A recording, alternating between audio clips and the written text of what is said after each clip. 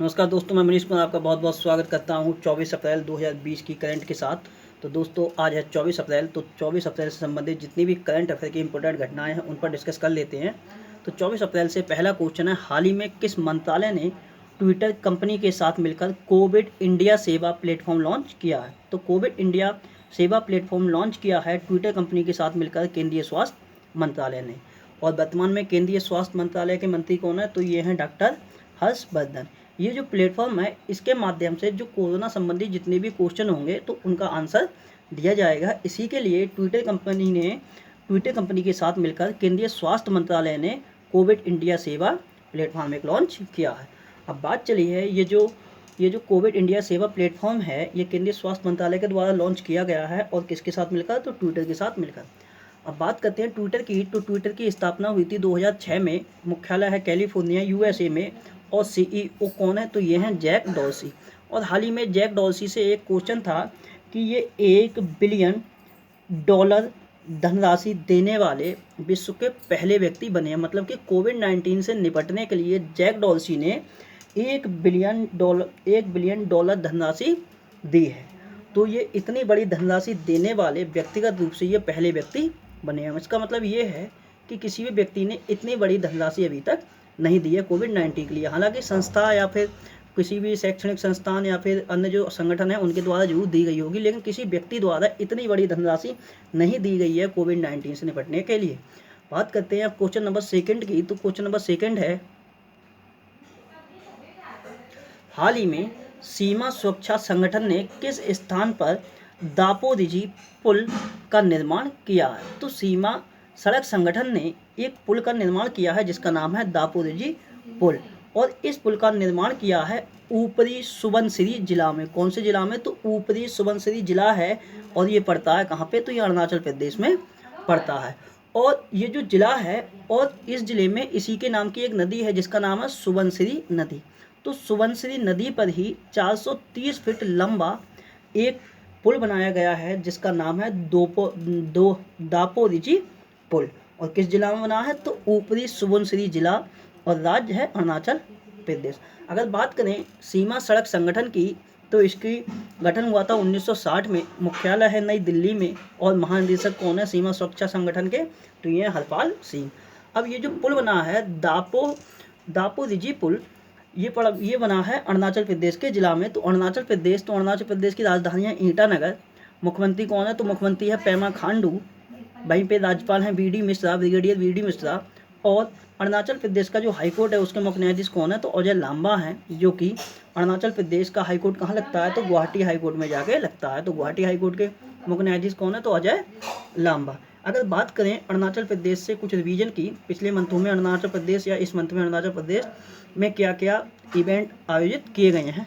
तो अरुणाचल प्रदेश में एक सांप है जिसका नाम है ग्रीन पिट वाइपर। इसकी एक सांप की नई प्रजाति खोजी गई है। उसके बाद जो अरुणाचल प्रदेश है तो अरुणाचल प्रदेश ने अपने नागरिकों के लिए, मतलब कि जो अरुणाचल प्रदेश के नागरिक हैं वो किसी लॉकडाउन के चलते किसी दूसरे स्टेट में फंस गए हैं तो उन नागरिकों के लिए 3500 रुपये भी देने की घोषणा की है। उसके बाद अरुणाचल प्रदेश ने एक ऐप भी लॉन्च किया था कोविड-19 से निपटने के लिए जिसका नाम था कोविड केयर। तो कोविड केयर ऐप भी लॉन्च किसने किया था? तो अरुणाचल प्रदेश ने ही किया था। उसके बाद विधानसभा में कागज रहित कार्यवाही के लिए अरुणाचल प्रदेश ने एक ई विधान परियोजना भी लागू की थी। कौन सी योजना? तो ई विधान परियोजना। ये कागज रहित कार्यवाही के लिए थी विधानसभा में। उसके बाद अरुणाचल प्रदेश में जो भारतीय सेना का जो पहला पर्वतीय अभ्यास था, कौन सा? तो भारतीय सेना का पहला पर्वतीय अभ्यास जिसका नाम था हिमविजय, उसका भी आयोजन कहाँ किया गया था? तो उसका आयोजन अरुणाचल प्रदेश में किया गया। यहाँ एपी का मतलब अरुणाचल प्रदेश से है। उसके बाद यहाँ पे तवांग महोत्सव भी मनाया गया है। कौन सा महोत्सव? तो उसका नाम है तवांग महोत्सव। का 7वां संस्करण का आयोजन कहाँ हुआ था? तो ये भी अरुणाचल प्रदेश में हुआ था। उसके बाद जनवरी में एक मेले का आयोजन किया गया था जिसका नाम था परशुराम कुंड मेला। तो परशुराम कुंड मेला के भी आयोजन कहाँ किया गया है? तो ये अरुणाचल प्रदेश में ही किया गया है। अब बात करते हैं क्वेश्चन नंबर 3 की। तो तीसरा क्वेश्चन है, हाल ही में किस देश ने औषधि उपयोग के लिए भांग की खेती को वैध कर दिया है? तो भांग की खेती के लिए के लिए भांग की जो खेती होती है उसके लिए वैध कर दिया है लेबनान देश ने। और लेबनान देश ने घोषित कर दिया है भांग की खेती को वैध, और इसका यूज किस में किया जाएगा, तो औषधि उपयोग के लिए। हालांकि लेबनान में पहले ये अवैध था, लेकिन अब इसकी खेती के लिए वैध घोषित कर दिया है लेबनान ने। अब बात चलिए लेबनान की, तो लेबनान की राजधानी है बैरूत, और यहाँ की मुद्रा है पौंड, और लेबनान के प्राइम मिनिस्टर कौन है, तो ये हसन दियाब, और ये न्यू ही अपॉइंटमेंट हुए हैं लेबनान के प्रधानमंत्री। बात करते हैं क्वेश्चन नंबर 4 की, तो चौथा क्वेश्चन है, हाल ही में सिटी यूनियन बैंक के पुनः एमडी तथा सीईओ किसे नियुक्त किया गया है। मतलब कि सिटी यूनियन बैंक के एमडी और सीईओ की पुनः नियुक्ति हुई है एन कामा कोडी की। और एन कामा कोडी ये पहले भी सिटी यूनियन बैंक के एमडी और सीईओ थे, मतलब कि इनका री अपॉइंटमेंट किया गया है आरबीआई के द्वारा सिटी यूनियन बैंक में। अब बात चली है यहाँ पे सिटी यूनियन बैंक की, तो सिटी यूनियन बैंक की बात करें तो इसकी स्थापना हुई थी 1904, मतलब कि 1904 में। मुख्यालय है कुंबाकोनम, तमिलनाडु में पड़ता है, और अध्यक्ष कौन है, तो अध्यक्ष हैं आर मोहन।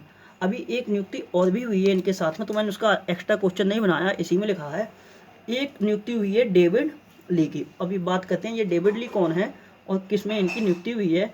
तो ये डेविड ली, ये जो हुआई इंडिया जो ऑटोमोबाइल्स की कंपनी है, उसके ऑटोमोबाइल्स नहीं सॉरी ये मोबाइल्स की कंपनी है। हुआई के मोबाइल भी आते हैं, कहीं कहीं से हुए भी पढ़ते हैं, तो हुआई भी पढ़ते हैं और हुएई भी बोलते हैं। तो जो हुएई इंडिया है, इसके मुख्य कार्यकारी अधिकारी कौन बन गए हैं, तो ये डेविड ली बन गए हैं। और इन्होंने जो स्थान लिया है, इन्होंने स्थान लिया है जे चेन का। जे चेन के स्थान पर डेविड ली अब हुआई इंडिया के मुख्य कार्यकारी अधिकारी, मतलब कि चीफ एग्जीक्यूटिव ऑफिसर सीईओ नियुक्त हुए हैं। अब बात करें हुआई की, यहाँ तो हुआई इंडिया है, हम बात करते हैं हुआई कंपनी की।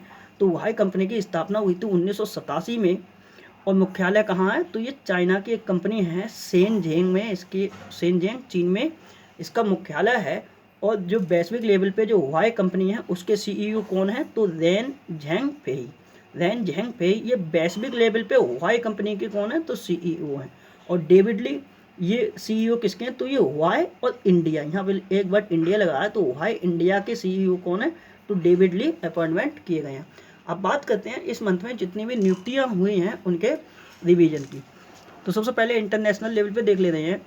तो एक हैं कपिल देव त्रिपाठी, ये तो हमारे भारत में ही नियुक्त हुए हैं। कपिल देव त्रिपाठी ये कौन बने हैं, तो राष्ट्रपति रामनाथ कोविंद के नए सचिव के रूप में अपॉइंटमेंट हुए हैं कपिल देव त्रिपाठी। उसके बाद ग्रीम स्मिथ कौन बने हैं, तो ये दक्षिण अफ्रीका जो क्रिकेट है उसके स्थायी निदेशक के रूप में ग्रीम स्मिथ नियुक्त किए गए हैं।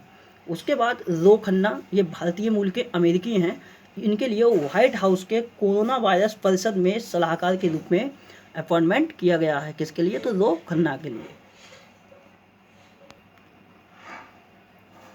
अजय महाजन, तो अजय महाजन भी, ये जितनी भी नियुक्तियां हैं इसी मंथ की हैं। तो अजय महाजन ये केयर रेटिंग के एमडी और सीईओ नियुक्त किए गए हैं। एमडी मतलब मैनेजिंग डायरेक्टर प्रबंध निदेशक, और सीईओ मतलब कि चीफ एग्जीक्यूटिव ऑफिसर मुख्य कार्यकारी अधिकारी। Vineet Arora Paytm general insurance company के एमडी और सीईओ नियुक्त किए गए हैं। उसके बाद महाबलेश्वर एमएस, तो महाबलेश्वर एमएस कौन बने हैं, तो ये कर्नाटक बैंक के एमडी और सीईओ नियुक्त हुए हैं। उसके बाद विरूपाक्ष मिश्रा ये कार्यकारी निदेशक बने हैं यूनियन बैंक ऑफ इंडिया के। Sanjay Agarwal AU small finance bank के एमडी और सीईओ नियुक्त किए गए हैं। वहीं RB Sharma AU small finance bank के गैर कार्यकारी अध्यक्ष के रूप में नियुक्त किए गए हैं। उसके बाद पराग राजा भारतीय एक्सा लाइफ इंश्योरेंस कंपनी जो है उसके मैनेजिंग डायरेक्टर और चीफ एग्जीक्यूटिव ऑफिसर एमडी और सीईओ नियुक्त किए गए हैं। अनामिका रॉय के लिए इफ्को टोक्यो जनरल इंश्योरेंस की एमडी और सीईओ नियुक्त किया गया है। ऋषिकेश टी कृष्णन नियुक्त हुए हैं निदेशक के तौर पे, और निदेशक किस संस्था के, तो आईआईएम बेंगलुरु के। यहाँ आईआईएम से मतलब है इंडियन इंस्टीट्यूट ऑफ मैनेजमेंट। उसके बाद प्रवीण राव अध्यक्ष बने हैं नेस्कॉम के। वहीं रेखा मेनन उपाध्यक्ष बनी है नेस्कॉम की। उसके बाद हैं अनुराग श्रीवास्तव, तो अनुराग श्रीवास्तव ये विदेश मंत्रालय में प्रवक्ता के तौर पर नियुक्त किए गए हैं। उसके बाद लक्ष्मी नारायण दुरईस्वामी ये सुंदरम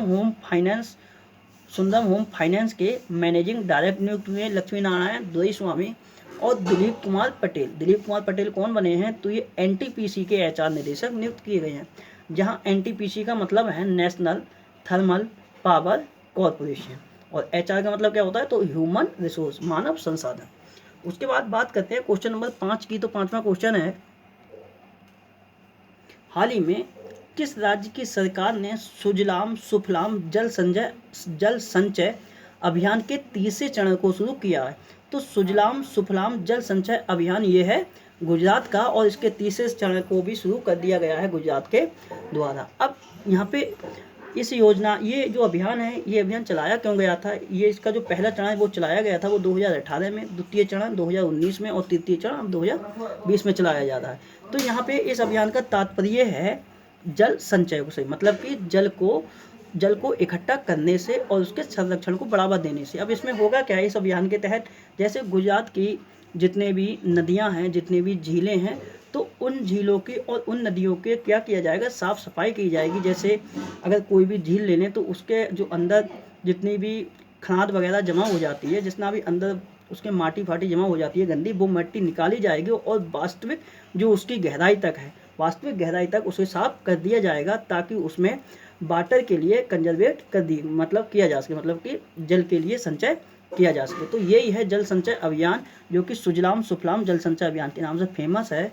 इसके लिए इसके तीसरे संस्करण का ये भी ध्यान रखना, तो इसका कौन संस्करण है? तो तीसरे संस्करण को शुरू किया है गुजरात राज्य सरकार ने, और पहला संस्करण शुरू हुआ था 2018 में। बात चली है गुजरात की, तो गुजरात की राजधानी है गांधीनगर, मुख्यमंत्री हैं विजय रूपाणी, राज्यपाल हैं आचार्य देवव्रत, और गुजरात का जो हाईकोर्ट है उसके मुख्य न्यायाधीश है विक्रम नाथ। अगर बात करें गुजरात के रिवीजन की, तो गुजरात में देखो क्या क्या चीज़ इवेंट हुए हैं। तो देखो अभी गुजरात का एक संस्थान है, मतलब कि रिसर्च सेंटर, उसका नाम है बायोटेक्नोलॉजी रिसर्च सेंटर। तो गुजरात के बायोटेक्नोलॉजी रिसर्च सेंटर ने जो कोरोना वायरस है उसके जीनोम को खोज निकाला है। तो उसके जीनोम सीक्वेंस को खोजा है बायोटेक्नोलॉजी रिसर्च सेंटर गुजरात के वैज्ञानिकों द्वारा। उसके बाद सैनिटाइज टनल स्थापित करने वाला देश का पहला रेलवे स्टेशन कौन सा बना था? तो वो बना था अहमदाबाद रेलवे स्टेशन। उसके बाद बात करें तो छात्रों के जो कौशल प्रतियोगिता होती है, तो छात्रों के कौशल को बढ़ावा देने के लिए आईआईटी जो गांधीनगर है उसने एक परियोजना लॉन्च की थी, उसका नाम था आईजैक परियोजना। क्या नाम था? तो आईजैक परियोजना इस परियोजना का नाम था, और इस परियोजना के माध्यम से छात्रों के कौशल को बढ़ावा दिया जाएगा। उसके बाद बात करें तो जो गुजरात राज्य की पुलिस है, वो गुजरात राज्य की पुलिस टसर गन का यूज करने वाली देश की पहली पुलिस भी बनी है। बहुत इंपॉर्टेंट क्वेश्चन है ये कि किस राज्य की पुलिस टसर गन्स का यूज करने वाली देश की पहली पुलिस बनी है? तो गुजरात राज्य की पुलिस। उसके बाद बात करें तो अभी कुछ दिन पहले घोषणा हुई थी जो दुनिया की पहली उड़ने वाली कार है उसका निर्माण कहाँ किया जाएगा? तो उसका निर्माण गुजरात में किया जाएगा और डच कंपनी के साथ मिलकर किया जाएगा। उसके बाद अभी एक लिस्ट आई थी सोलर रूफटॉप की, सोलर रूफटॉप स्थापित करने में भी जो शीर्ष राज्य रहा था वो गुजरात ही रहा है। उसके बाद बात करें गुजरात का जो स्टेडियम है गुजरात में कहाँ पे? तो अहमदाबाद में जो स्टेडियम है जिसका नाम पहले क्या था? तो मोटेरा स्टेडियम नाम था, लेकिन अब उसका नाम क्या हो गया है? तो सरदार पटेल स्टेडियम हो गया है। तो उस स्टेडियम में अमेरिका के जो राष्ट्रपति आए थे उनके आगमन पर एक नमस्ते ट्रंप कार्यक्रम का आयोजन भी किया गया था। उसके बाद चित्र भारती फिल्म फेस्टिवल, मतलब कि चित्र भारती फिल्म फेस्टिवल का जो तीसरा संस्करण था उसका भी आयोजन कहाँ किया गया था? तो उसका आयोजन अहमदाबाद गुजरात में ही किया गया था। उसके बाद अन्य पॉइंटों की बात करें तो कोयला क्षेत्र पर एक चिंतन शिविर का आयोजन भी कहाँ किया गया था? तो इसका आयोजन किया गया था कहाँ पे? तो गुजरात राज्य में ही किया गया। तो अध्यक्षता किसने की थी? तो जो केंद्रीय कोयला मंत्री हैं प्रहलाद सिंह जोशी, तो उनके द्वारा इसकी अध्यक्षता की गई थी।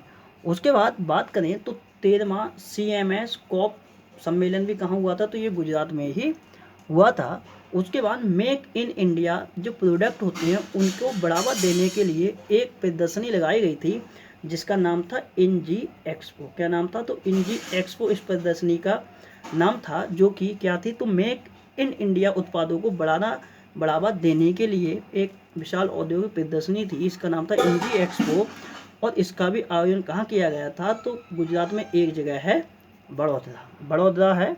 उसके बाद अगर बात कर लेंगे बड़ौदा की, तो बड़ौदा से एक क्वेश्चन और है। बड़ौदा की एक फीमेल है जिनका नाम है आयुषी ढोलकिया। क्या नाम है, तो आयुषी ढोलकिया इनका नाम है। इन आयुषी ढोलकिया ने मिस टीन इंटरनेशनल 2019 का भी खिताब जीता था। उसके बाद अगर बात करें तो गुजरात की एक प्लेयर और हैं जो कि टेनिस टूर्नामेंट प्लेयर हैं, जिनका नाम है अंकिता रैना। क्या नाम है, तो गुजरात की टेबल टेनिस प्लेयर हैं अंकिता रैना। इन्होंने जो ITF टेनिस टूर्नामेंट हुआ था उसमें महिला वर्ग का खिताब जीता था, और ये इसका आयोजन कहाँ किया गया था, तो इसका आयोजन थाईलैंड में किया गया था। उसके बाद तीसरा वैश्विक आलू सम्मेलन का उद्घाटन भी कहाँ हुआ था, तो ये गुजरात में हुआ था। किसके द्वारा, तो PM नरेंद्र मोदी जी के द्वारा। अच्छा, जो गुजरात का जो आलू सम्मेलन हुआ है, PM के द्वारा इसका उद्घाटन किया गया था गुजरात में। इसमें पार्टनर कंट्री कौन रहा था, तो पार्टनर कंट्री इंपोर्टेंट है। इसमें पार्टनर कंट्री आता नीदरलैंड। कौन सा रहा था, तो नीदरलैंड रहा था। उसके बाद जो भारत का पहला डायनासोर पार्क है वो भी कहाँ स्थापित किया गया है, तो गुजरात का ही एक जिला है जिसका नाम है माहीसागर जिला, तो यहीं पे स्थापित किया गया है। उसके बाद भारत का पहला समुद्री संग्रहालय कहाँ स्थापित किया गया है, तो ये लोथल में स्थापित किया गया है, और पुर्तगाल की सहायता से। वहीं अगर बात करें तो जो साइबर अपराध निरोधक इकाई है, इसके द्वारा एक पहल चलाई गई थी जिसका नाम था आश्वस्त। इतना याद करना है कि आश्वस्त पहल किस राज्य के द्वारा चलाई गई थी, तो वो गुजरात राज्य के ही द्वारा चलाई गई थी। उसके बाद बात करें जो SCO है, SCO मतलब कि संघाई सहयोग संघाई कोऑपरेशन ऑर्गेनाइजेशन, मतलब संघाई सहयोग संगठन। इसमें क्या किया था, तो जो गुजरात की स्टैच्यू ऑफ यूनिटी है उसके लिए दुनिया के 8 अजूबे की सूची में भी शामिल किया था। उसके बाद यहाँ से गुजरात का एक आयुर्वेद विश्वविद्यालय है, उसका नाम है गुजरात आयुर्वेद विश्वविद्यालय। क्या नाम है, तो गुजरात आयुर्वेद विश्वविद्यालय है। ये राष्ट्रीय महत्व का दर्जा पाने वाला भारत का पहला आयुर्वेद विश्वविद्यालय भी बना है। उसके बाद बात करें तो एक मेला था जिसका नाम था माधवपुर मेला। तो माधवपुर मेला का आयोजन भी कहाँ किया गया था, तो जामनगर गुजरात में ही किया गया था। और 31वां अंतर्राष्ट्रीय पतंग महोत्सव का आयोजन कहाँ किया गया था, तो ये अहमदाबाद में किया गया था। उसके बाद Vikram Sarabhai children innovation centre इसकी जो स्थापना की जाएगी वो भी कहाँ की जाएगी, तो ये गुजरात में ही की जाएगी। उसके बाद लास्ट पॉइंट रह गया गुजरात से, जो खादी एवं ग्रामोद्योग आयोग है, खादी एवं ग्रामोद्योग आयोग, उसके द्वारा पहला Patola sari silk processing plant की स्थापना कहाँ की गई है, तो उसकी स्थापना की गई है सुरेंद्रनगर गुजरात में। अब बात करते हैं क्वेश्चन नंबर 6 की। तो छठा क्वेश्चन है, हाल ही में पुणे नगर निगम, पुणे कहाँ पड़ता है, तो महाराष्ट्र में पड़ता है।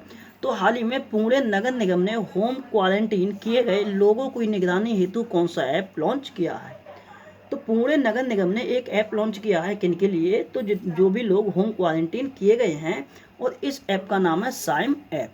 साइम ऐप नाम है इसका। और इस ऐप के माध्यम से होगा क्या, तो जितने भी होम क्वारंटाइन किए गए लोग हैं उनकी निगरानी तथा उनकी ट्रैकिंग की जाएगी GPS ट्रैकिंग माध्यम से। क्लियर। उसके बाद ये किसने लॉन्च किया है, तो पुणे नगर निगम ने लॉन्च किया है। ये चीज़ ध्यान होनी चाहिए। अब बात करते हैं क्वेश्चन नंबर 7 की। तो 7वां क्वेश्चन है, अमेरिकी राष्ट्रपति डोनाल्ड ट्रंप ने किसको राष्ट्रीय विज्ञान बोर्ड का सदस्य नियुक्त किया है, तो डोनाल्ड ट्रंप ने राष्ट्रीय विज्ञान बोर्ड का सदस्य नियुक्त किया है सुदर्शनम बाबू को। किसको नियुक्त किया है, कि सुदर्शनम बाबू को नियुक्त किया है। किसका सदस्य, तो राष्ट्रीय विज्ञान बोर्ड का सदस्य नियुक्त किया है। और सुदर्शनम बाबू ये भारतीय मूल के अमेरिकी नागरिक हैं, और ये सुदर्शनम बाबू राष्ट्रीय विज्ञान बोर्ड के सदस्य बनने वाले ये तीसरे व्यक्ति भी बने हैं, मतलब कि भारतीय मूल के ये तीसरे व्यक्ति भी बने हैं। तो क्या नाम है इनका, तो सुदर्शनम बाबू इनका नाम है। अब बात करते हैं क्वेश्चन नंबर 8 की। तो 8वां क्वेश्चन है,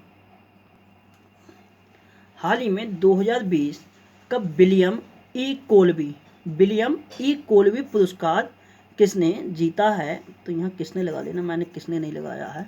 तो 2020 का विलियम ई कोल्बी पुरस्कार जीता है एडम हिगन बॉटम ने। किसने? तो एडम हिगन बॉटम ने। और इन्होंने किसके लिए जीता है? तो इनकी एक पुस्तक है, बहुत फेमस पुस्तक है। इस पुस्तक का नाम इम्पोर्टेंट है, हालांकि बहुत लंबा नाम है, लेकिन थोड़ा ही नाम याद कर लेना, मिडनाइट इन चेर्नोबिल, इतना याद कर लेना। तो midnight in Chernobyl, the untold story of the world's greatest nuclear disaster. अब ये जो पुस्तक है इसमें है क्या? तो एक डेट थी जिसका जो डेट थी 26 अप्रैल 1986, 26 अप्रैल 1986 में यूक्रेन की एक जगह पड़ती है जिसका नाम है चेर्नोबिल। तो चेर्नोबिल में एक न्यूक्लियर की घटना हुई थी जिसमें काफ़ी लोग मारे गए थे और उसका प्रकोप बहुत ज़्यादा रहा था। तो उसी पर आधारित है ये पुस्तक, जिसके लिए एडम हिगन बॉटम के लिए विलियम ई कोल्बी पुरस्कार मिला। इनकी पुस्तक भी याद रख लेना, पूरी याद हो जाए तो पूरी याद कर लेना, नहीं तो मिडनाइट इन चेर्नोबिल तक तो याद कर ही लेना। तो इनके लिए ये पुस्तक ये वाला अवार्ड मिला है, विलियम ई कोल्बी पुरस्कार। और ये पुस्तक किस पर आधारित है? तो जो चेर्नोबिल घटना हुई थी यूक्रेन में उस पर आधारित ये किताब है। अब बात करते हैं क्वेश्चन नंबर 9 की। तो 9 क्वेश्चन है, 9 क्वेश्चन से पहले कुछ अवार्ड और देख लेते हैं जो कि इसी मंथ के हैं, इंपॉर्टेंट भी हैं। ये नवाचार के लिए एक पुरस्कार दिया गया था, इस पुरस्कार का नाम था एडिसन पुरस्कार। तो एडिसन पुरस्कार ये किसे मिला था? तो ये मिला था टाटा पावर के लिए। एडिसन पुरस्कार सामाजिक नवाचार के लिए मिला था टाटा पावर के लिए। वहीं 13वां इंटरनेशनल अरब फिक्शन अवार्ड 2020 किससे सम्मानित किया गया था? तो ये अल्जीरिया के एक लेखक हैं जिनका नाम है अब्देलवहाब अस्साउई। अब्देलवहाब अस्साउई कहाँ के लेखक हैं? ये अल्जीरिया के लेखक हैं और इनका एक उपन्यास है द स्पोर्टन कोर्ट्स उपन्यास के लिए अब्देलवहाब अस्साउई के लिए 13वां इंटरनेशनल अरब फिक्शन अवार्ड 2020 से सम्मानित किया गया है। अब बात करते हैं क्वेश्चन नंबर 9 की। तो 9वां क्वेश्चन है, हाल ही में किस राज्य ने online coaching platform get set go का शुभारंभ किया है?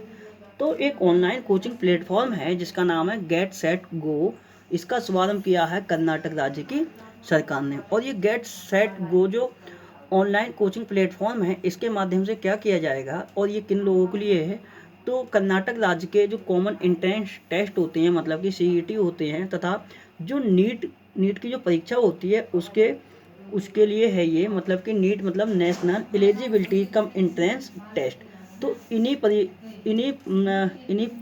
जो परीक्षा होती हैं, इन्हीं परीक्षा की तैयारी के लिए एक ऑनलाइन कोचिंग प्लेटफॉर्म लॉन्च किया है कर्नाटक राज्य सरकार ने।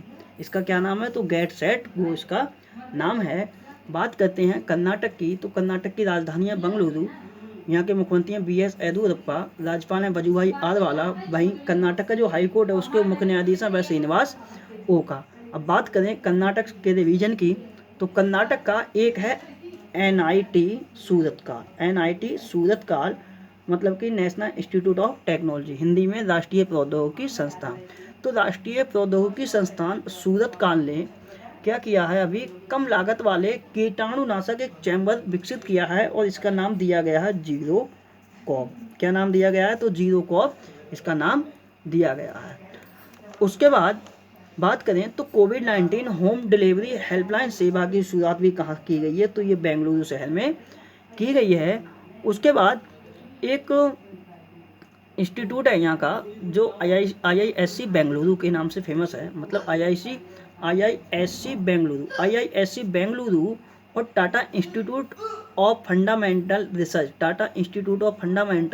रिसर्च, इन दोनों ने मिलकर अभी क्या किया है? एक पोर्टल का एक पहल की शुरुआत की है और इस पहल का क्या नाम है? तो कोविड ज्ञान इसका नाम है। किसने? IISc बेंगलुरु ने और Tata institute of fundamental research ने। उसके बाद बात करें तो अभी एक लिस्ट जारी हुई थी, उसमें कहा गया था कि IT जो पेशेवर हैं उनके लिए जो कार्य करने के लिए सबसे पसंदीदा शहर कौन सा है? तो ये बेंगलुरु ही था, मतलब कि सूचना और प्रौद्योगिकी विभाग में, सूचना तथा प्रौद्योगिकी के क्षेत्र के विभाग में जो सबसे पसंदीदा शहर चुना गया था लोगों के द्वारा, वो बेंगलुरु के लिए ही चुना गया था। और हालांकि अभी IIM बेंगलुरु के निदेशक भी कौन नियुक्त हुए हैं? तो वो कौन नियुक्त हुए हैं? तो ऋषिकेश T कृष्णन नियुक्त हुए हैं। उसके बाद जो कोविड-19 के लिए होम स्क्रीनिंग टेस्ट किट बनाने वाली जो पहली कंपनी थी वो कौन सी कंपनी थी, तो वो बायोन ही कंपनी थी। और ये बायोन कंपनी कहाँ की है, ये कर्नाटक की ही कंपनी है। कर्नाटक में इसका मुख्यालय पड़ता है कहाँ पे, तो बंगलौर। मतलब कि होम स्क्रीनिंग टेस्ट बनाने वाली कंपनी कहाँ की है, तो बायोन कंपनी है, जो कि बेंगलुरु में इसका मुख्यालय है। उसके बाद जो IISc बेंगलुरु है, मतलब कि इंडियन इंस्टीट्यूट ऑफ साइंस, तो IISc बेंगलुरु ने अभी प्रोजेक्ट प्राण के तहत, कौन से प्रोजेक्ट के तहत, तो इसका नाम था प्रोजेक्ट प्राण के तहत स्वदेशी वेंटिलेटर का विकास किया है। उसके बाद बात करें तो कोरोना जो मरीज होते हैं उन लोगों को ट्रैक करने हेतु कर्नाटक सरकार ने एक कोरोना वॉच, क्या नाम था, तो कोरोना वॉच एक नाम से एक मोबाइल ऐप भी लॉन्च किया था। उसके बाद अगर बात करें तो कर्नाटक के जीवित पाककला संग्रहालय जो है उसके लिए लिम्का बुक ऑफ रिकॉर्ड्स में भी शामिल किया गया है। उसके बाद भारतीय सेना द्वारा बेंगलुरु में अभी क्या किया गया था, तो एक पशु परिवहन स्मारक का भी उद्घाटन किया गया था भारतीय सेना के द्वारा। उसके बाद जो राष्ट्रीय पैरा एथलेटिक्स चैंपियनशिप हुई थी उसका भी आयोजन कहाँ किया गया था, तो उसका आयोजन कहाँ किया गया था, तो कर्नाटक में एक जगह पड़ता है मैसूर, और मैसूर के लिए कर्नाटक का रत्न भी बोलते हैं। उसके बाद अगर बात करें तो बर्ड लाइन इंडिया की एक रिपोर्ट आई थी, ये मार्च का शायद 1 मार्च का क्वेश्चन है।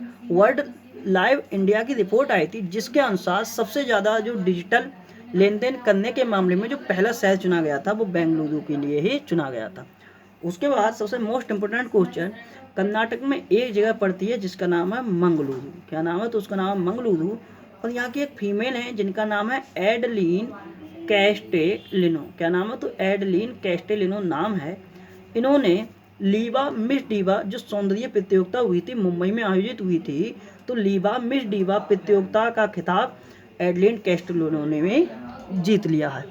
उसके बाद बात करें तो अभी टाटा स्टील जो पीजीटीआई प्लेयर्स गोल्फ चैंपियनशिप का आयोजन किया गया था वो बेंगलुरु कर्नाटक में ही किया गया था। और इसके विजेता कौन रहे थे, तो इसके विजेता उदयन माने रहे थे, जो कि कहाँ से बिलोंग करते हैं, तो महाराष्ट्र से बिलोंग करते हैं। उसके बाद बात करें तो अभी एक नेविगेशन कंपनी है जिसका नाम है टॉम टॉम, क्या नाम है, तो उस कंपनी का नाम है टॉम टॉम। तो टॉम टॉम के द्वारा ट्रैफिक इंडेक्स जारी किया गया था, और ट्रैफिक इंडेक्स में जो दुनिया का सबसे अधिक ट्रैफिक घोषित किया गया था वो कहाँ घोषित किया गया था, तो बेंगलुरु शहर में घोषित किया गया था। उसके बाद नेशनल इंफॉर्मेटिक्स सेंटर मतलब कि NIC द्वारा सेंटर ऑफ एक्सीलेंस की स्थापना भी कहाँ की गई थी, तो ये कहाँ की गई थी, बेंगलुरु में ही की गई थी। उसके बाद जो इसरो है, इसरो मतलब कि इंडियन स्पेस रिसर्च ऑर्गेनाइजेशन, तो इसरो द्वारा जो पहला मानव अंतरिक्ष उड़ान प्रशिक्षण केंद्र की स्थापना कहाँ की जाएगी, तो इसकी स्थापना की जाएगी चल्लाकेरे में, और ये कहाँ पड़ता है, तो ये कर्नाटक में ही पड़ता है। उसके बाद योग विज्ञान सभा का भी आयोजन बेंगलुरु में ही किया गया था। भाई जो नवीं महिला मतलब कि नौवें क्रम की थी, तो 9वीं महिला विज्ञान कांग्रेस का उद्घाटन कहाँ किया गया था, तो इसका उद्घाटन किया गया था बेंगलुरु में किया गया था। उसके बाद जो 107वां भारतीय विज्ञान कांग्रेस का आयोजन भी कहाँ किया गया था, तो 107वां भारतीय विज्ञान कांग्रेस का आयोजन किया गया था कर्नाटक की राजधानी बेंगलुरु में। भाई 108 की भी घोषणा हो गई है, तो 108वां जो भारतीय विज्ञान कांग्रेस का आयोजन किया जाएगा वो कहाँ किया जाएगा, तो वो महाराष्ट्र में एक शहर पड़ता है पुणे, वहाँ पे इसका आयोजन किया जाएगा 108 में। किस कदम का होगा, तो 108 में भारतीय विज्ञान कांग्रेस। और ये कौन सा था जो बेंगलुरु में आयोजित हुआ था, तो ये 107वां था। अब बात करते हैं क्वेश्चन नंबर 10 की, तो 10वां क्वेश्चन है, हाल ही में किस राज्य ने कोविड-19 रैपिड स्क्रीनिंग के लिए तिरंगा पहल की शुरुआत की है, तो कोविड-19 रैपिड स्क्रीनिंग के लिए तिरंगा पहल की शुरुआत की है केरल राज्य की सरकार ने। और इसका उद्देश्य क्या है, तो इस तिरंगा पहल के माध्यम से कोविड-19 रैपिड स्क्रीनिंग की जाएगी। यहाँ जो तिरंगा है, तिरंगा की फुल फॉर्म है टोटल इंडिया रिमोट एनालिसिस निरोग अभियान। क्या नाम है इसका पूरा? तो टोटल इंडिया रिमोट एनालिसिस निरोग अभियान। अब ये किसके द्वारा लॉन्च किया गया है ये पहल? तो ये केरल सरकार द्वारा चलाई गई है।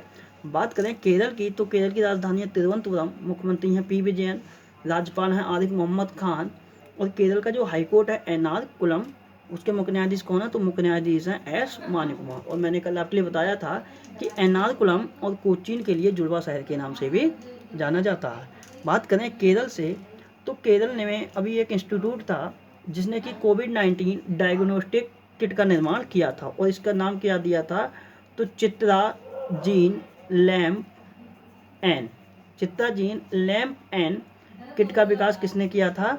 तो इसका विकास किया गया था श्री चित्रा तिरुनल चिकित्सा व प्रौद्योगिकी संस्थान तिरुवनंतपुरम केरल के द्वारा। उसके बाद बात करें तो लॉकडाउन के चलते जो भी लॉकडाउन के पॉजिटिव तथ्य हैं, उन पॉजिटिव तथ्यों को लोगों तक पहुंचाने के लिए केरल राज्य सरकार ने एक अभियान चलाया था जिसका नाम था कोविड कर्री पुकल अभियान। ये था क्या? तो लॉकडाउन का जो जितने भी पॉजिटिव फैक्ट हैं लॉकडाउन के, तो उन पॉजिटिव फैक्टों को लोगों से अवगत कराना, यही था कोविड कर्री पुकल अभियान। उसके बाद कोविड-19 के लिए प्लाज्मा थेरेपी की शुरुआत करने वाला देश का पहला राज्य कौन है? तो केरल ही है। उसके बाद बाक इन सैंपल कियोस्क की स्थापना कहाँ की गई है? तो केरल में ही की गई है। और दरवाजा वितरण योजना की शुरुआत कहाँ से की गई थी? तो ये केरल से ही की गई थी। उसके बाद जियो फेंसिंग ऐप का प्रयोग करने वाला देश का पहला राज्य कौन बना है? तो ये केरल ही बना है। उसके बाद कोरोना वायरस से लड़ने के लिए एक अभियान चलाया था केरल राज्य सरकार ने। शुरुआत में क्या नाम था? तो चैन तोड़ो अभियान उसका नाम था। उसके बाद बात करें तो चौथा जो वैश्विक आयुर्वेद महोत्सव हुआ था उसका आयोजन कहाँ किया गया था? तो उसका आयोजन किया गया था चौथा वैश्विक आयुर्वेद महोत्सव का आयोजन कोच्चि में। उसके बाद जो केरल का हाईकोर्ट है, मतलब कि केरल का हाईकोर्ट जो एर्नाकुलम है, तो उस हाईकोर्ट ने घोषणा कर दी है कि जितने भी स्कूल होंगे तथा जितने भी कॉलेज होंगे उसमें कोई भी स्ट्राइक नहीं की जाएगी, मतलब कि स्ट्राइकों पर बैन लगा दिया है। स्ट्राइक मतलब होता है हड़ताल। उसके बाद जो भारत की पहली कॉमर्शियल एलएनजी बस सेवा की शुरुआत भी कहाँ से की गई है? तो ये तिरुवनंतपुरम केरल से ही की गई है। उसके बाद केरल सरकार ने जो ड्रग माफिया थे उनसे निपटने के लिए एक ऐप चलाया था जिसका नाम था योद्धा ऐप। उसके बाद बात करें तो CFL और फिलामेंट बल्ब की बिक्री पर रोक लगाने वाला, मतलब कि प्रतिबंध लगाने वाला देश का पहला राज्य कौन बना था? तो ये केरल ही बना था। उसके बाद केरल का एक मंदिर है जिसका नाम है सबरीमाला टेम्पल केरल का एक मंदिर है, और इस मंदिर के गहनों की सूची तैयार करने के लिए जो सुप्रीम कोर्ट ने किसको नियुक्त किया है? तो इनका नाम है CN रामचंद्रन नायर। क्या नाम है? तो CN रामचंद्रन नायर इनका नाम है, जो कि केरल के सबरीमाला मंदिर के गहनों की सूची तैयार करने के लिए नियुक्त किए गए हैं सुप्रीम कोर्ट के द्वारा। उसके बाद भारतीय अंतर्राष्ट्रीय सी फूड शो का भी आयोजन कहाँ किया गया था? तो कोच्चि केरल में ही किया गया था। उसके बाद जो केरल का एक मीडिया अवार्ड है कि केरल के मीडिया अवार्ड से सम्मानित किया गया, तो ये एनराम थे जो कि हिंदू ग्रुप के चेयरमैन भी हैं। वहीं पे एक अभियान चलाया गया था केरल सरकार के द्वारा जिसका नाम था TB free year for every child, और ये मैंने आपसे क्वेश्चनों में भी पूछा था इस अभियान के बारे में। तो TB free year for every child जो अभियान चलाया गया था वो केरल राज्य के ही द्वारा चलाया गया था। उसके बाद इकोनॉमिस्ट इंटेलिजेंस की एक रिपोर्ट आई थी, और इकोनॉमिस्ट इंटेलिजेंस की रिपोर्ट में ये कहा गया था कि विश्व के जो टॉप 10 सबसे अधिक जनसंख्या वृद्धि वाले शहर हैं उनमें पहला जो शहर था वो कहाँ का था? तो वो केरल का ही था। और इस शहर का क्या नाम था? तो इस शहर का नाम था मल्लापुरम।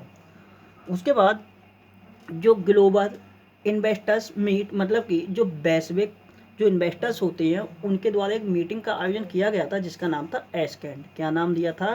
तो ASCEND एस्कैंड 2020 का भी आयोजन कहाँ किया गया था? तो ये केरल राज्य में ही किया गया था।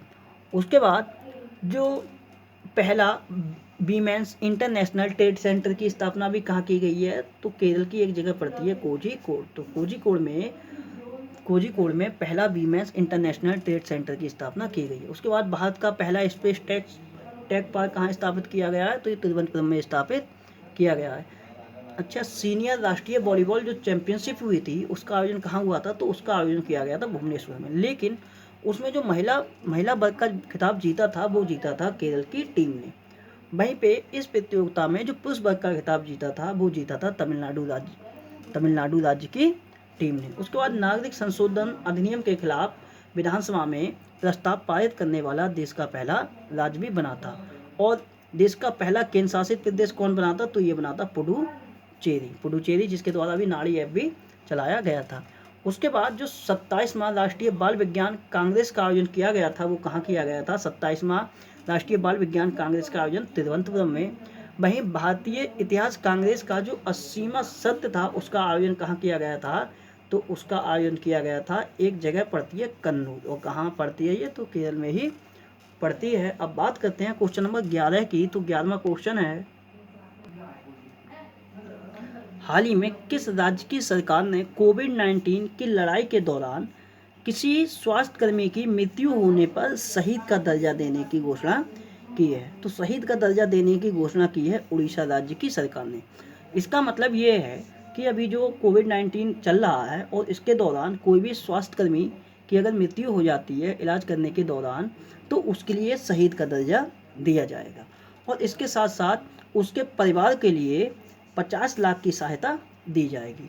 और इसके साथ एक घोषणा और भी हुई है, जैसे अगर मान के चलते हैं अगर किसी व्यक्ति की 5 साल बची थी रिटायरमेंट की आयु आयु आयु मतलब कि 5 साल पहले ही अगर वो व्यक्ति कोरोना वायरस मतलब जो स्वास्थ्यकर्मी था उसकी अगर डेथ हो जाती है तो 5 साल तक मतलब कि उसकी सर्विस 5 साल तक बची थी तो 5 साल तक उसके परिवार के लिए उसका पूरा वेतन दिया जाएगा। ये भी घोषणा की है उड़ीसा की सरकार ने। अब बात चलिए उड़ीसा की। तो उड़ीसा की राजधानी भुवनेश्वर में और यहाँ के मुख्यमंत्री में नहीं लिखे हैं। मुख्यमंत्री कौन है? तो उड़ीसा के मुख्यमंत्री हैं नवीन पटनायक। और नवीन पटनायक से इम्पोर्टेंट क्वेश्चन क्या है?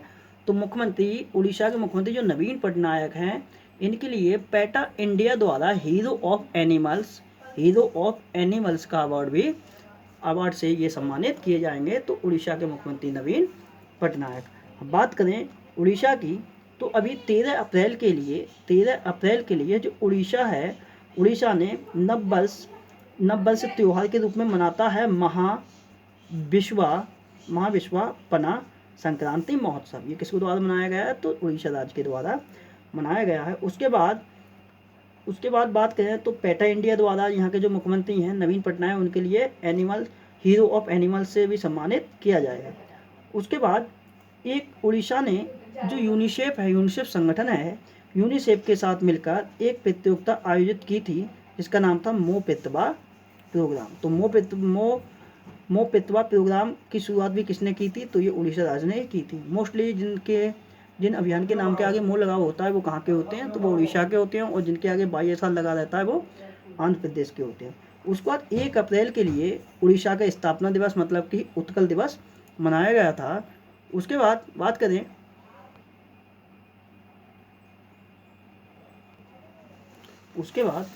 यहाँ से बात करें तो उड़ीसा में ही जो कोविड-19 के इलाज के लिए देश का सबसे बड़ा अस्पताल भी स्थापित किया जाएगा। उसके बाद उड़ीसा सरकार ने कोविड-19 के प्रसार के लिए एक और कार्यक्रम की शुरुआत की थी जिसका नाम था मो जीवन कार्यक्रम। तो मो जीवन कार्यक्रम की शुरुआत भी उड़ीसा राज्य के द्वारा की गई थी। उसके बाद उड़ीसा राज्य द्वारा जितने भी स्वयं सहायता समूह हैं मतलब कि जितने भी स्वयं सहायता समूह हैं उनके लिए एक अलग विभाग बनाया था और उस विभाग का नाम क्या दिया था? तो मिशन शक्ति विभाग उसका नाम दिया था। उसके बाद बिम्स्टेक आपदा प्रबंधन जो अभ्यास था उसका भी आयोजन कहाँ किया गया? तो उड़ीसा की राजधानी भुवनेश्वर में किया है। और इसका आयोजन राष्ट्रीय आपदा प्रतिक्रिया बल मतलब कि NDRF के द्वारा किया गया था। उसके बाद भारतीय रेलवे द्वारा जो कचरे से ऊर्जा उत्पादन करने वाले संयंत्र की शुरुआत भी कहाँ से की गई है? तो ये भुवनेश्वर से ही की गई है। जल साथी कार्यक्रम की भी शुरुआत उड़ीसा ने ही की थी। वर्चुअल पुलिस स्टेशन का शुभारंभ भी किसने किया था? तो ये उड़ीसा ने ही किया था। उसके बाद राष्ट्रीय पर्यटन सम्मेलन 2020 का आयोजन किया गया था फिक्की के द्वारा। और इसका आयोजन कहाँ किया गया था, तो एक जगह पड़ती है कोणधाम, जहाँ पे सूर्य मंदिर है, वहाँ पे इसका आयोजन किया गया था। उसके बाद सांप की एक नई प्रजाति यहाँ से खोजी गई थी उड़ीसा में, जिसका नाम था ईल। उसके बाद स्वच्छ दर्पण पुरस्कार 2019 से किसे सम्मानित किया गया था, तो उड़ीसा की एक जगह थी जिसका नाम था पुरी, जहाँ पे जगन्नाथ मंदिर है पुरी उड़ीसा में, तो उसी के लिए स्वच्छ दर्पण पुरस्कार 2019 से सम्मानित किया गया था। उसके बाद खेलो इंडिया यूनिवर्सिटी गेम्स का जो पहला संस्करण था उसकी आयोजन कहाँ हुआ था, तो उसका आयोजन भुवनेश्वर उड़ीसा में ही हुआ था। और ये जो खेलो इंडिया यूनिवर्सिटी गेम्स था, इसमें जो सबसे ज़्यादा पदक जीते थे वो किसने जीते थे, तो चंडीगढ़ की पंजाब यूनिवर्सिटी सबसे ज़्यादा पदक जीते थे। और कितने जीते थे, तो 46 जीते थे, जिसमें 17 गोल्ड थे, 19 सिल्वर मेडल थे और 10 ब्रॉन्ज मेडल थे। 9, हाँ सही है, इतना ही था, 17 गोल्ड, 19 सिल्वर, 10 ब्रॉन्ज मेडल। उसके बाद जो सीनियर राष्ट्रीय वॉलीबॉल चैंपियनशिप थी उसका आयोजन कहाँ किया गया, तो भुवनेश्वर में किया गया था। हालांकि मैंने ये क्वेश्चन अभी मैंने रिपीट कराया है, सीनियर राष्ट्रीय वॉलीबॉल चैंपियनशिप का आयोजन भुवनेश्वर में किया गया था। और पुरुष वर्ग का खिताब तमिलनाडु की टीम ने जीता था और महिला वर्ग का खिताब केरल की टीम ने जीता था। उसके बाद यहाँ से एक फेमस इंपॉर्टेंट क्वेश्चन, तो धानु यात्रा महोत्सव क्या नाम है, तो धानु यात्रा महोत्सव का भी आयोजन कहाँ किया गया था, तो उड़ीसा में किया गया था। और एक है नागोबा यात्रा महोत्सव, तो नागोबा यात्रा महोत्सव मनाया गया था आदिलाबाद जिला तेलंगाना में, और धानु यात्रा महोत्सव मनाया गया है उड़ीसा में। अब बात करते हैं क्वेश्चन नंबर 12 की, तो 12वां क्वेश्चन है, हाल ही में वित्तीय वर्ष 2019-20 में इलेक्ट्रिक वाहन बिक्री में कितने प्रतिशत की वृद्धि हुई है। तो हाल ही में जो वित्तीय वर्ष रहा है 2019 और 20 का, उसमें इलेक्ट्रिकल जो वाहन रहे हैं उनकी बिक्री में जो वृद्धि हुई है वो हुई है 20% की। और इसमें वित्त वर्ष 2019-20 में 1.56 लाख इलेक्ट्रिकल वाहन खरीदे गए हैं। और इनमें सबसे ज़्यादा जो इलेक्ट्रिकल स्कूटर ज़्यादा खरीदा गया है। और ये जो 20% की वृद्धि हुई है, इसमें जो ई रिक्शा होते हैं, मतलब कि जो ई रिक्शा चलाए गए हैं अभी, ये ई रिक्शा इसमें काउंट नहीं है। ये चीज़ ध्यान रख के चलना। बात करते हैं क्वेश्चन नंबर 13 की, तो 13वां क्वेश्चन है, हाल ही में किस मंत्रालय ने ई लर्निंग कंटेंट में योगदान देने के लिए विद्या दान 2.0 राष्ट्रीय कार्यक्रम शुरू किया। तो विद्या दान 2.0 जो राष्ट्रीय कार्यक्रम है ये शुरू किया गया है मानव संसाधन विकास मंत्रालय के द्वारा। और ये क्या है, तो ये ई लर्निंग जो होती है उसमें कंटेंट में योगदान, मतलब कि ये जो राष्ट्रीय कार्यक्रम है विद्या दान 2.0, अब इसमें होगा क्या, तो जितने भी ई लर्निंग जितने भी प्रोग्राम चलाए गए हैं मानव संसाधन विकास मंत्रालय के द्वारा, तो उनके ई लर्निंग के लिए जितनी भी सामग्री की आपूर्ति हेतु ये विद्या दान 2.0 राष्ट्रीय कार्यक्रम शुरू किया गया है मानव संसाधन विकास मंत्रालय द्वारा, जिसके मंत्री कौन है, तो रमेश पोखरियाल निशंक है।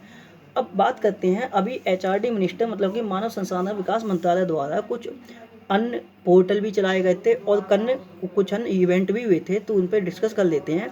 तो हाल फिलहाल में ही कोविड-19 से निपटने के लिए जो युक्ति पोर्टल चलाया गया था वो मानव संसाधन विकास मंत्रालय के द्वारा ही चलाया गया था। वहीं इंटीग्रेटेड गवर्नमेंट ऑनलाइन ट्रेनिंग थी, ये ऑनलाइन ट्रेनिंग था, मतलब कि जितने भी लोग कोविड-19 से निपटने के लिए तत्पर हैं या फिर लगे हुए हैं, कार्यरत हैं, उनके लिए ये एक ऑनलाइन ट्रेनिंग प्रोग्राम था, और जिसके लिए बोलते हैं आई गॉट।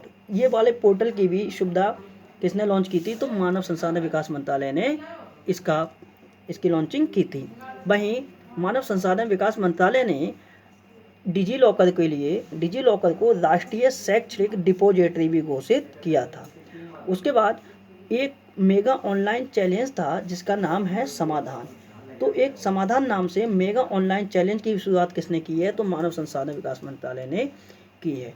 एक अभियान और चलाया गया था एचआरडी मिनिस्ट्री द्वारा जिसका नाम था भारत पढ़े ऑनलाइन अभियान। इसकी शुरुआत भी किसने की थी, तो एचआरडी मिनिस्ट्री मतलब कि मानव संसाधन विकास मंत्रालय द्वारा की गई थी। बात करते हैं क्वेश्चन नंबर 14 की, तो 14वां क्वेश्चन है,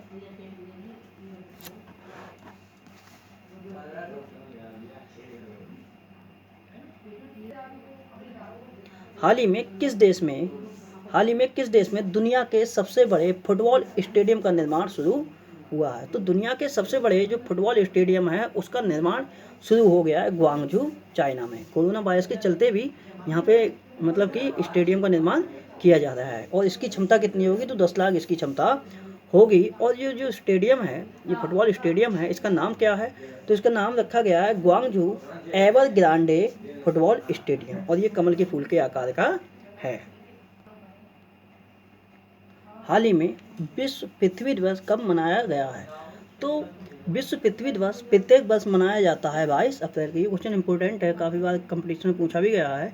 तो 22 अप्रैल के लिए मनाया जाता है विश्व पृथ्वी दिवस। और 2020 में जो मनाया गया है, इसकी थीम रही है क्लाइमेट एक्शन। क्या रही है, तो क्लाइमेट एक्शन रही है।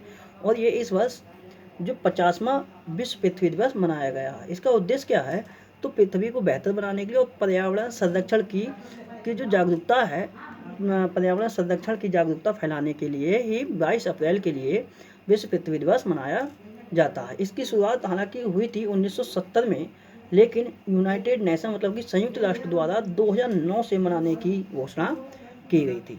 बात करते हैं क्वेश्चन नंबर 16 की, तो 16वां तथा अंतिम क्वेश्चन है,